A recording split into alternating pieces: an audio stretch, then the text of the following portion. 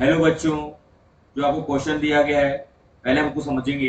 हमारा जो क्वेश्चन है वो है the current gain for a transistor working as a common base amplifier. देखिए यहाँ कॉमन बेस एम्पलीफायर बोला गया है डियर।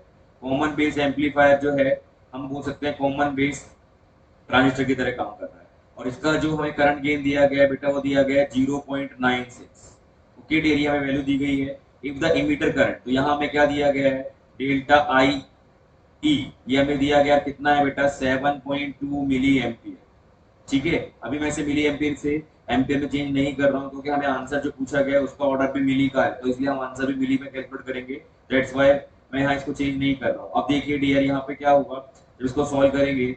अब से और आगे पूछा गया है द बेस करंट इज, अब से बेस करंट पूछा गया है बेटा, डेल्टा आई भी पूछा गया है। अब आपको पता है डेल्टा आई भी निकालने के लिए हमें पहले ये जानना होगा कि किसी कॉमन बेस एम्पलीफायर के लिए क्या रिलेशन होगा। We know that for common base amplifier we know that delta I change in emitter current given by delta I B plus delta I C, where delta I C collector current, delta b base current, and this is emitter current. So delta IE nothing but 7.2 is equals to delta आई भी हमसे पूछा गया है और delta I सी भी हमारे पास में नहीं है डियर।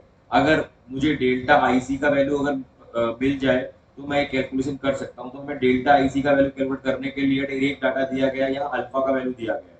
अल्फा का जो वैल्यू होता है हमें पता है कॉमन बेस ट्रांजिस्टर के लिए delta I C upon delta I, because output current divided by input current.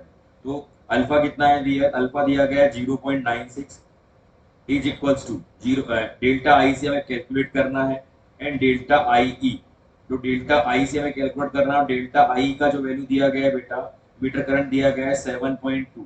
So what will we get, delta I C is nothing but 0.96 into 7.2।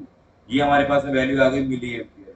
अब ये जो वैल्यू है इसको मैं इस इक्वेशन में पुट कर दूं तो क्या मिलने वाला है डियर, देखिए 7.2 is equals to delta I B plus delta IC का वैल्यू आया 0.96 इंटू 7.2।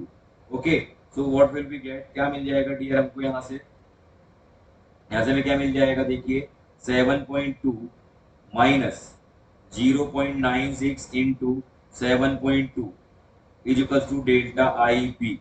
और जब इसको हम सॉल्व कर लेंगे बेटा, डेल्टा आई बी हमारे पास में अप्रोक्सीमेटली आ जाएगा 0.288 मिली एम्पियर, और जिसे हम क्या लिख सकते हैं 0.29 मिली एम्पियर। और ऐसा ही कुछ हमें आंसर में दिखाई दे रहा है, तो हमारा फर्स्ट ऑप्शन है this is correct answer. Okay dear, so I hope you will get the answer. Thank you very much.